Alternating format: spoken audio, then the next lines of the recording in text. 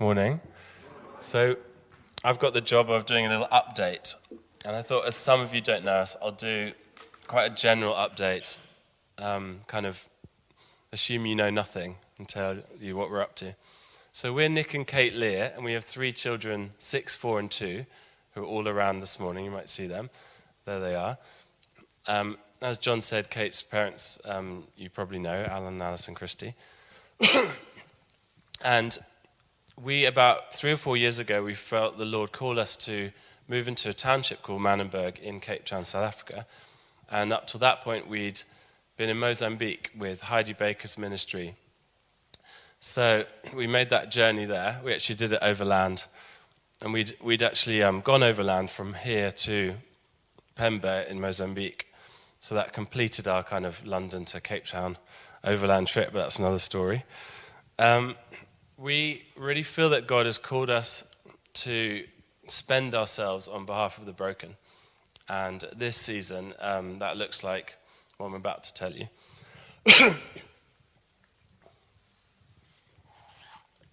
Thank you, Willow, for her water bottle. Cape Town is one of the most beautiful cities in the world. Some of you would have been there. We absolutely love Cape Town. We really enjoy the mountains and the vineyards and the beaches. It's also one of the most unequal cities in the world. This is an example, an aerial photo of 2 different areas, and you can see how the kind of densely populated shacks on one side and the lovely houses on the other side.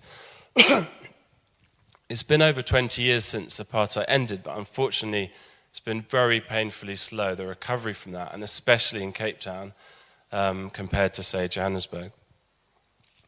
I wanted to give you a little bit of the history of apartheid and why somewhere like Manenberg has the deeply embedded problems that we are dealing with.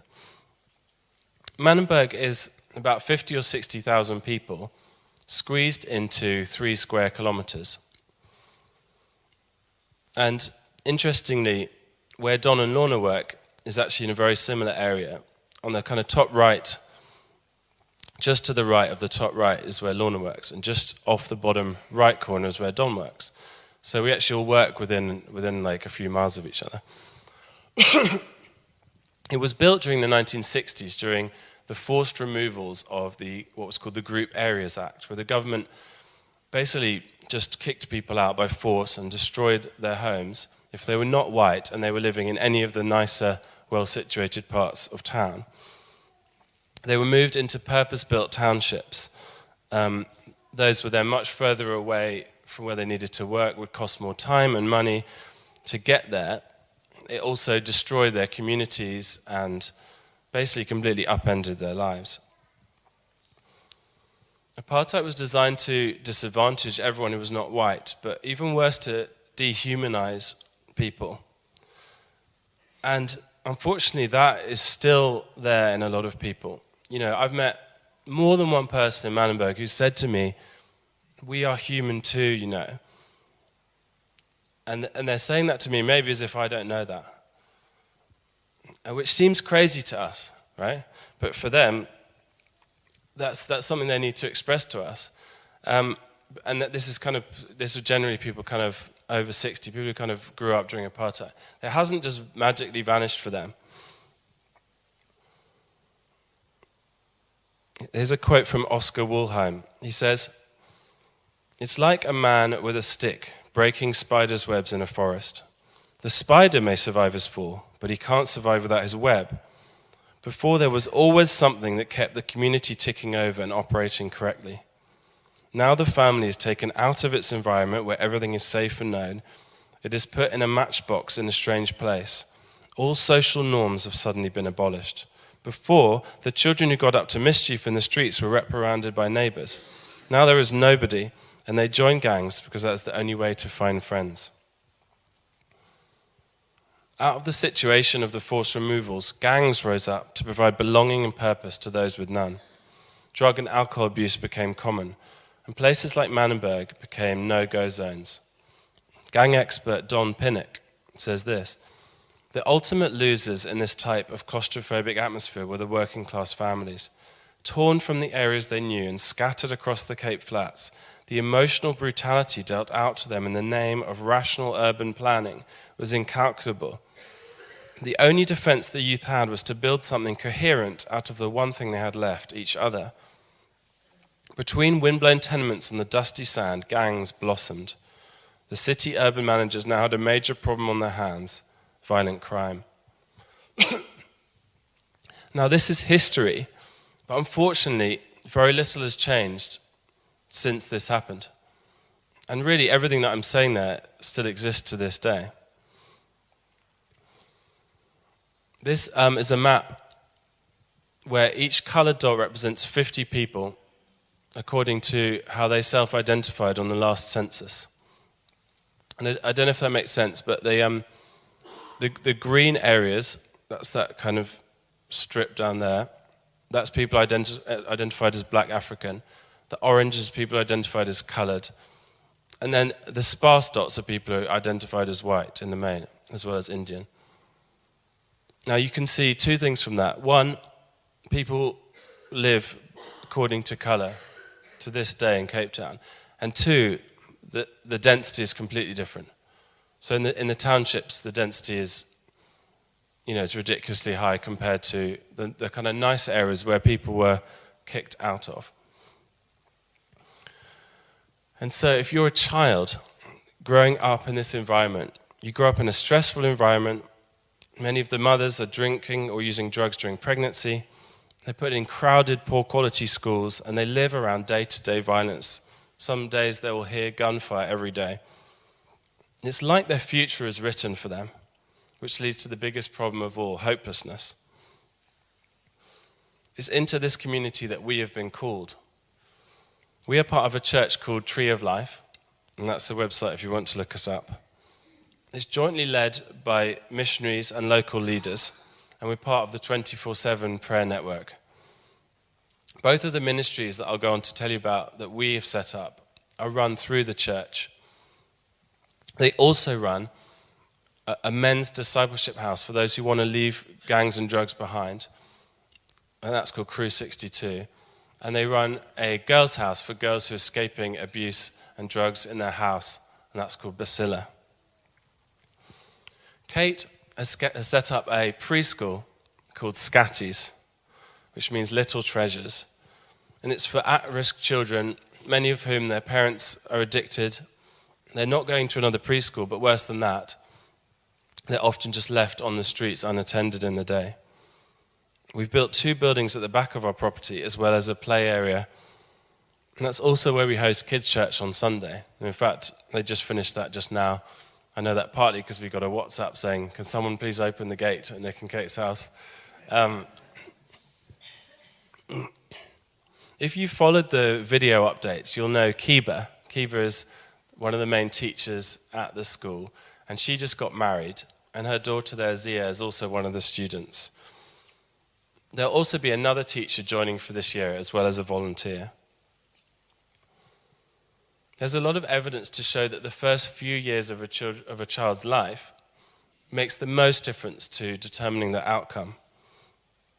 So Scatties is really feeding into that. They're preparing the children for school. Some of these kids, if they get to school, they can't sit still, they can't learn because of all the developmental problems they've had. So they catch up on their development. They help them process their pain through play therapy, and they discover the love of Jesus through the care of safe, nurturing adults they can trust. Kate also then works with the families alongside the church social worker Tima, you can see there. So they try to make a difference to what the kids are going home to. Kate has such an amazing heart. She falls in love with the kids that she has at the school. And she's now dreaming of setting up child sponsorship so that when they finish Scatties, they could go to a really great Christian school that's relatively local, but it's outside of Manenberg. So if any of you are interested in that, you can speak to her. As for me, I set up a social business called Manenberg Media Company. I was inspired years ago by Muhammad Yunus, who asked the question, what if companies tried, instead of maximizing profit, to maximize social good? So we make films in Cape Town for local companies and local charities. and the profits go into Scatties to help fund it. We're also starting to train up young people in the community. It's our Instagram page, Manenberg Media, if you're interested. And a guy called Freddie basically turned up and said, I'm a really good cameraman, and God has called me to give it up and turn up to Capetown, and I don't know what I'm doing, and now I'm going to come work with you. So that was one of the greatest answers to prayer I ever had. So he's been doing that in the main, and we just ran this film school, and we've got a number of young people, mainly in their 20s, who are both keen, they've got some skill, and so that's going to be part of what we do. We also try and make films about all the ministries that we do, keep people updated through video, and we try and tell stories of hope and what God's up to, and basically try and rewrite the narrative that most of the city of Capetown has of Manenberg being just a place of gangs, and it's a place that nothing good can come out of, which kind of rings a bell from a Bible story. We're trying to tell the actual stories that are there that people just don't know about. I also do some freelance editing. An old friend of mine, Louis Cole, he flew around the world in a small plane for his vlog, and he wanted me to edit the film for it. So that helps pay the bills alongside the regular support we have from family and friends. And talking of bills, this is our chance to say a massive thank you to you guys. We were here when the Advent calendar was up over Christmas, and we were really blown away by your response. A lot of you have been so generous to us, and Barista and Bumps and Bundles as well have been so generous, as well as the ongoing support we get from the medical insurance. Now, some of you might be really excited to give even more money, not to us, but to seeing change in a place like Manenberg. Some of you, I think, will have a heart, and what you want is to know your money's doing something good, and the people you trust are on the ground doing something with it.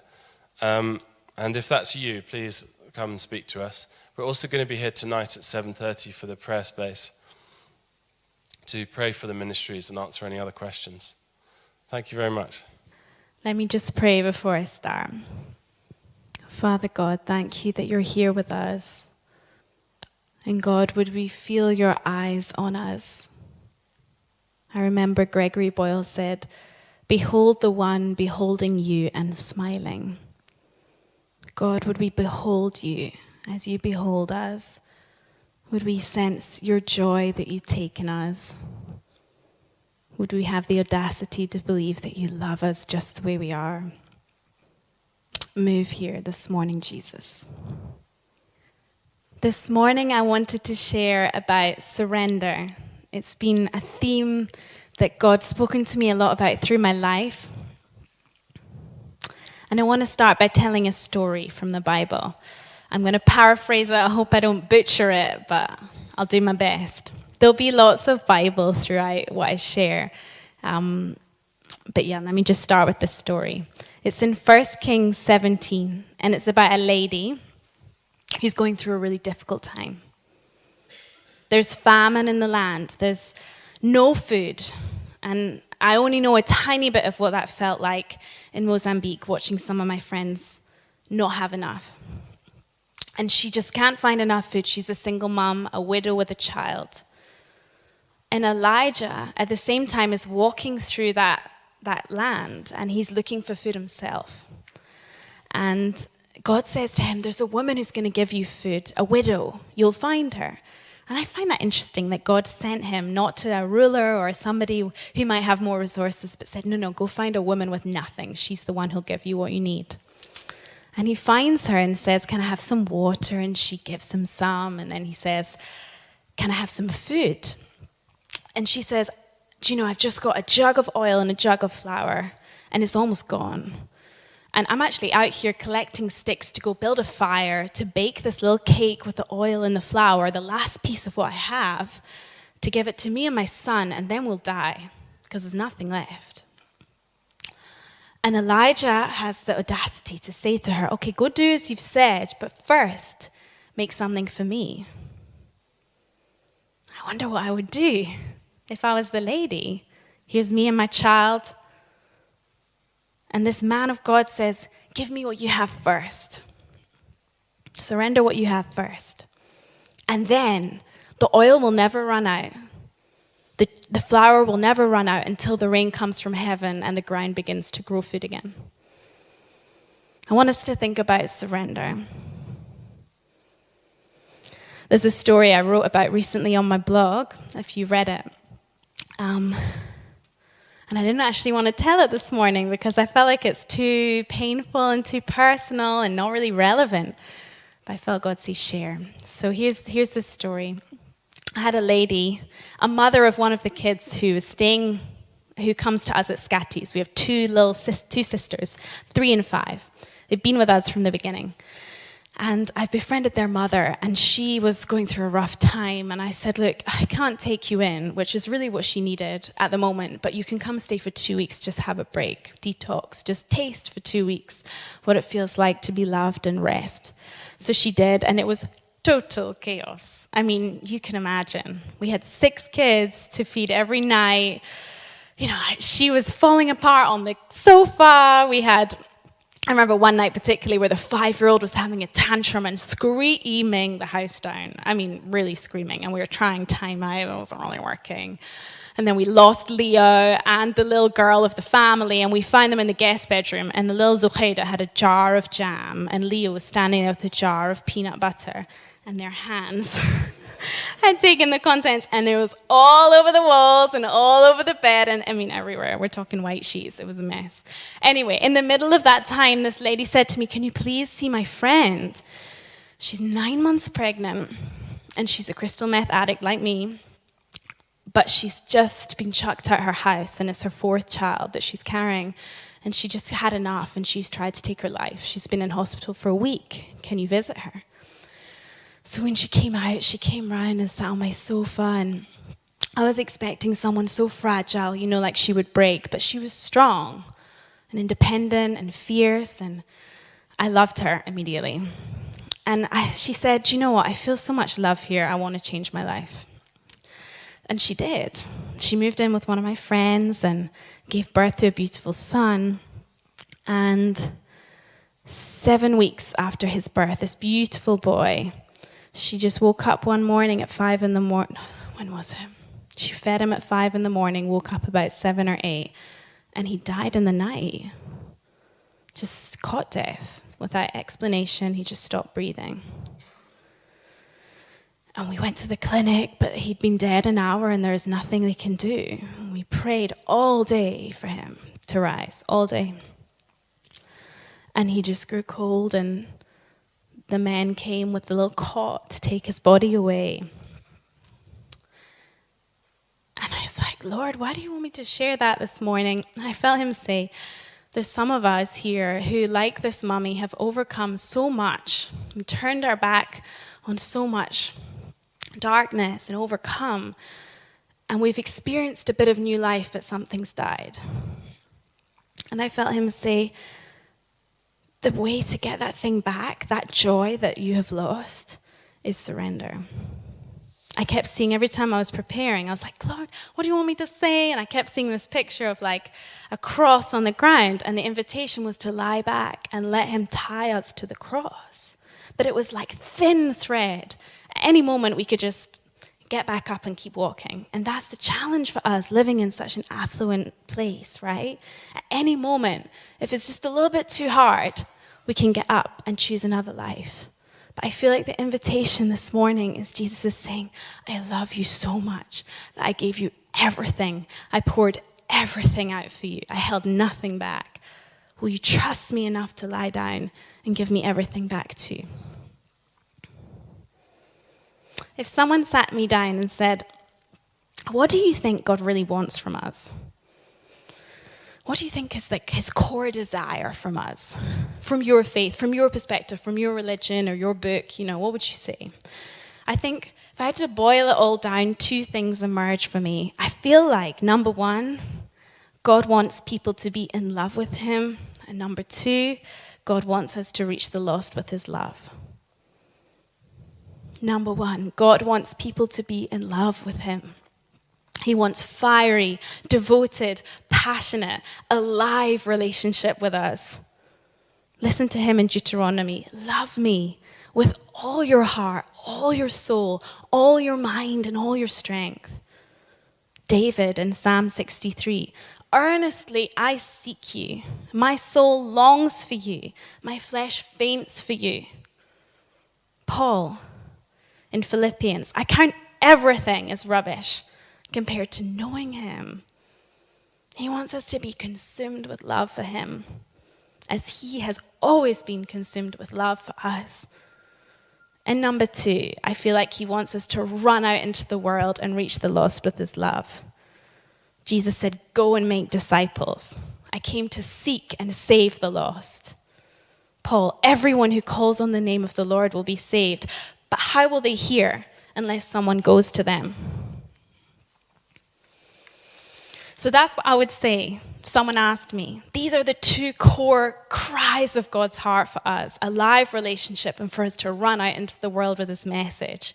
And we can agree with those, we could get passionate about those, but over time, sometimes our core values start to fade, right? Because things start to compete with them.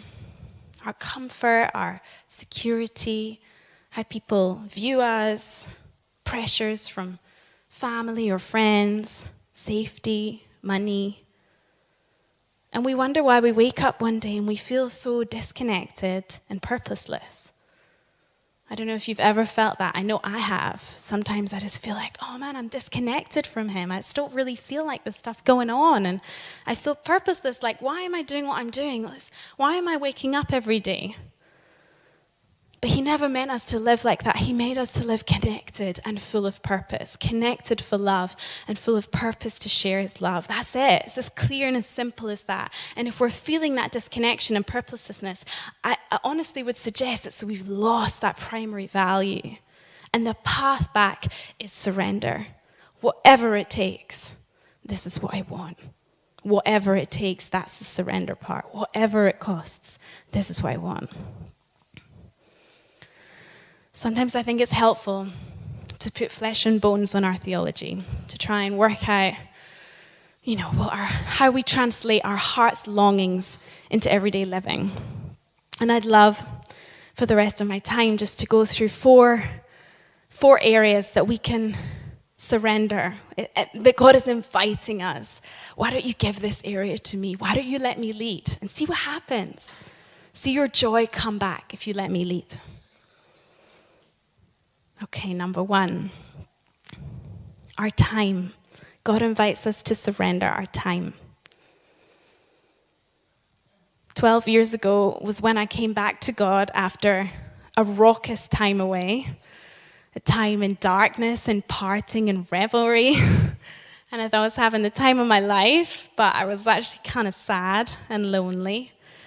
And when I found him, he wasn't judging me. He was so kind and tender. And I was like, I just want to be with him the whole time.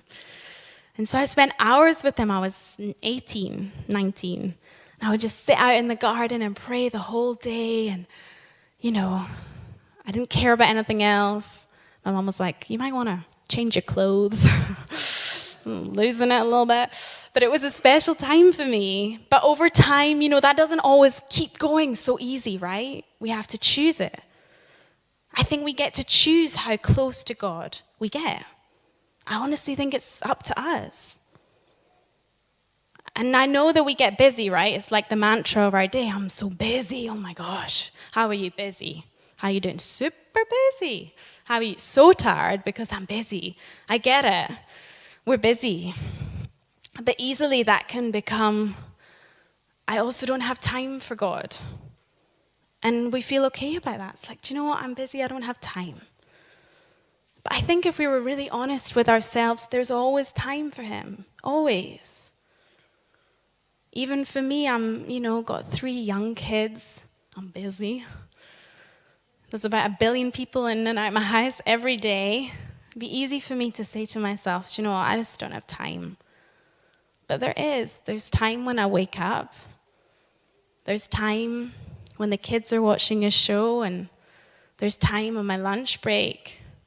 There's time when I'm scrolling my phone. There's time when I put on the TV. There's time before I sleep. There's time the whole day.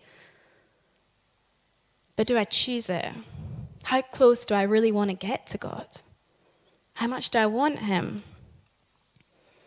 Some people would say, I want a light relationship with God, and that feels kind of heavy. You don't want to be like, I have to spend time with you again. Here we go. It feels kind of legalistic to me. And I wouldn't call it legalism. I would call it a little bit difficult.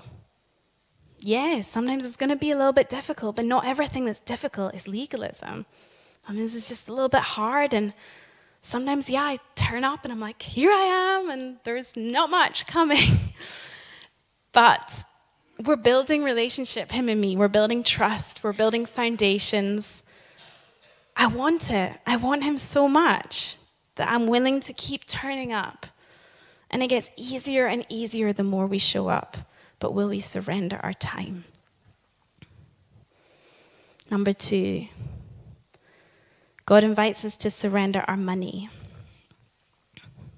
Luke 14, Jesus said, sell your possessions, give to the poor, provide for yourself a purse that will never run out.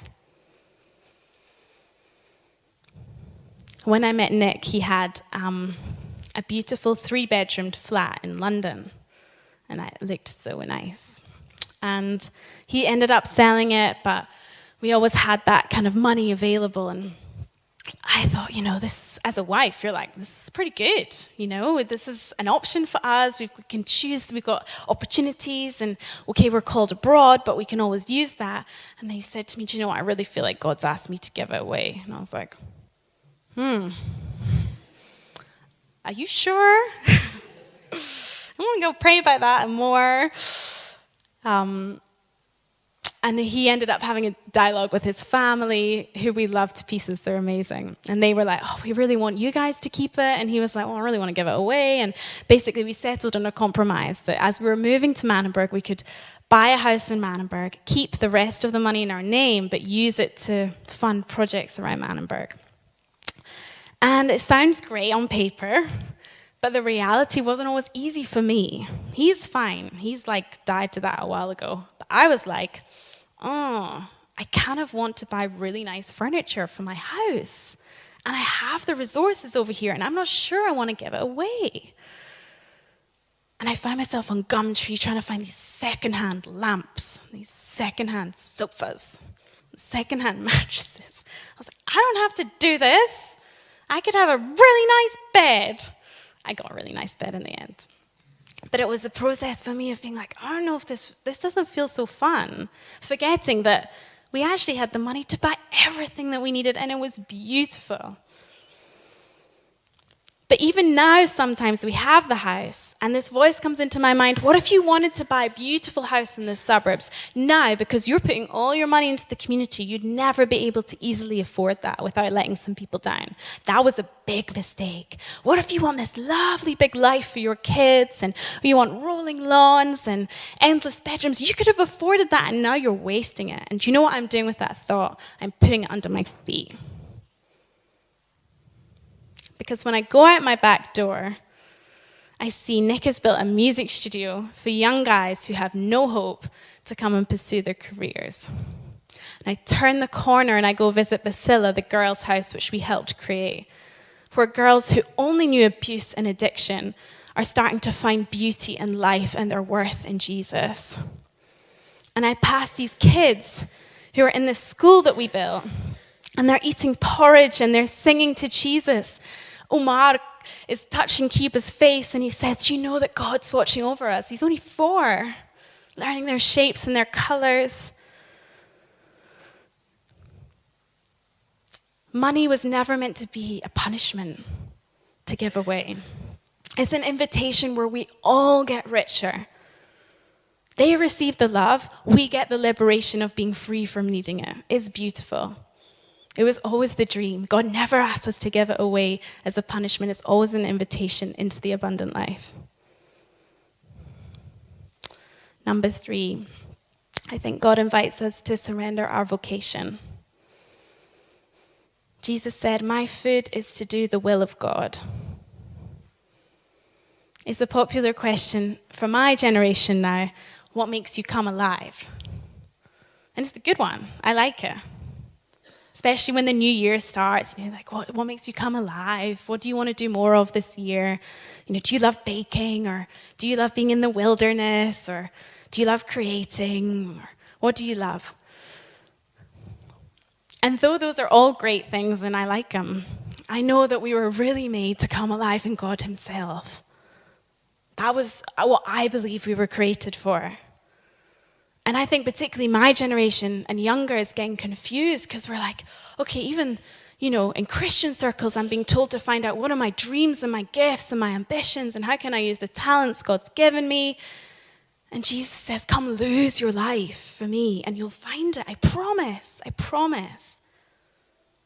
Go make disciples. That's your goal. Our vocation was never meant to be about us. And I really think the Lord will do two things with our vocation. He'll either ask us, if we ask him honestly, to lay it down.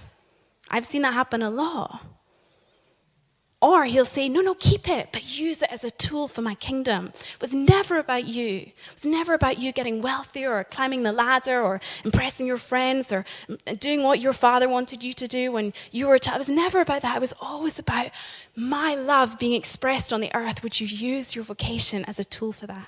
If you're a lawyer, fight for the oppressed.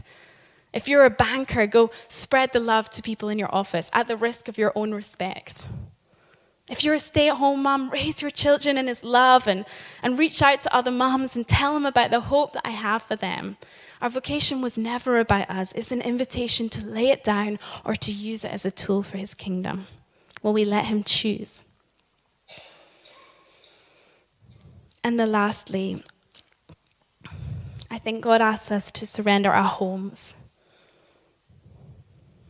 I want you to picture your home right now. Picture your sofa. We just got a new one, so that's making me happy to think about my sofa. The last one was pretty dirty. God, what do you want me to do with my sofa? Who do you want to sit on it? I make good coffee. Who do you want me to use my coffee pot for? Who's hurting? Who doesn't know your love yet? I'll make coffee for them every day. Just show me who they are. My table, my old wooden table. Who do you want to sit at my table and eat my food? Even if it's like we had some guys around who were fresh out of gangsterism and addiction a few weeks ago, and it wasn't a great meal. It was pretty average burgers with oven chips. But it was so rich. We had this guy crying, God is changing my life. It's not always that way though, right? There's the peanut butter and the jam on the walls. There's the people who steal from us, the people who shout at us. It's not always perfect. But Jesus said in Luke 14, I think it's 14, whenever you have a banquet, whenever you have a party, don't invite people who can repay you. Don't invite your friends. Invite the poorest of the poor, those who can't afford anything, the crippled, the lame. Get them round. And you'll be repaid by me in the end. And in my experience, I get repaid even now. My guest room. Lord, what do you want me to do with my guest room? That's a scary one for me. Because I'm like, we feel quite full. And if you say anything about that guest room that feels like it might push our capacity, it's going to feel scary. But I'm learning to let go of the fear that his love casts out. And there's enough love for everyone if we're abiding in him.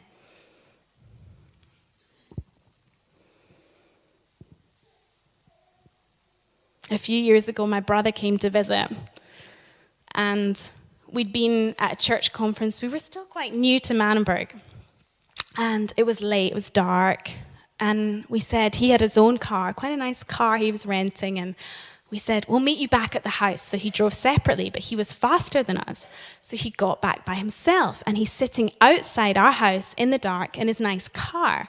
And for most people, that might seem normal, but for us, it wasn't ideal. Because even though our house is nice, on the other side of the wall is basically a huge stretch of gang activity. It's a wasteland. There's multiple users using drugs every day there.